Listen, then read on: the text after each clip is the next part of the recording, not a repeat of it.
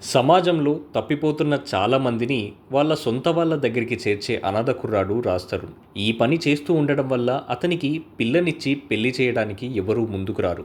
అలాంటిది మరో అనాథ అయిన మాల్వి మల్హోత్రా రాజ్ పెళ్లి చేసుకుంటుంది. అయితే శైలజ అనాథ కాదని ఒక సందర్భంలో గిరికి తెలుస్తుంది. అప్పుడేం చేశాడు, చివరికి ఏమైంది అనేదే స్టోరీ. లావణ్య అనే అమ్మాయి వల్ల రాజ్ తరుణ్తో పాటు తిరగబడరా స్వామి సినిమా కూడా వార్తల్లో నిలిచిందే. కానీ అనుకున్నంతగా ఇందులో ఏమీ లేదు. టాలీవుడ్లో చాలాసార్లు చూసేసిన కథే ఇది.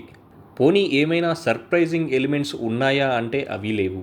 అంత నీరసమైన స్క్రీన్ ప్లేతో నడిపించారు. దీనికి ప్రింట్ మీడియా ఇచ్చిన రేటింగ్ 1.25 మాత్రమే.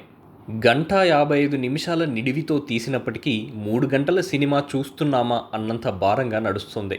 అప్పుడెప్పుడో 90లో రాసుకున్న కథని ఇప్పుడెందుకు తీశారు? అసలు రాజ్ తరుణ్ ఇలాంటి మూవీ ఎందుకు చేశాడా అనే సందేహాలు వస్తున్నాయి. ఈ చిత్రానికి వెబ్సైట్స్ ఇచ్చిన రేటింగ్ 1.5 మాత్రమే. రాజ్ తరుణ్ మంచి ఎనర్జీ ఉన్న నటుడు. కాకపోతే ఇందులో తన యాక్టింగ్ స్టామినాని సరిగ్గా ఉపయోగించుకోలేకపోయారు. హీరోయిన్ మాల్వి మల్హోత్రా యాక్టింగ్ పర్వాలేదు. విలన్గా చేసిన మకరంద్ దేశ్పాండే పాత్ర బిహేవ్ చేసే విధానం సిల్లీగా ఉంటుంది. గ్లామర్ షో కోసమే మన్నారా చోప్రాను తీసుకున్నారు. ఈ చిత్రానికి ఆడియన్స్ ఇచ్చిన రేటింగ్ 1.75.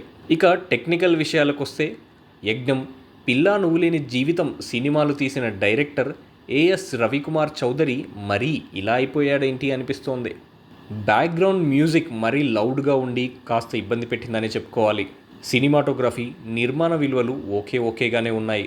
ఓవరాల్గా చెప్పుకుంటే రాజ్ తరుణ్, లావణ్య గొడవల వల్ల కొంచెం హైలైట్ అయిన ఈ సినిమా కనీసం ఆకట్టుకోలేకపోయిందనే చెప్పుకోవాలి. దీంతో తిరగబడరా స్వామి రియల్ రివ్యూ రేటింగ్ 1.5 మాత్రమే.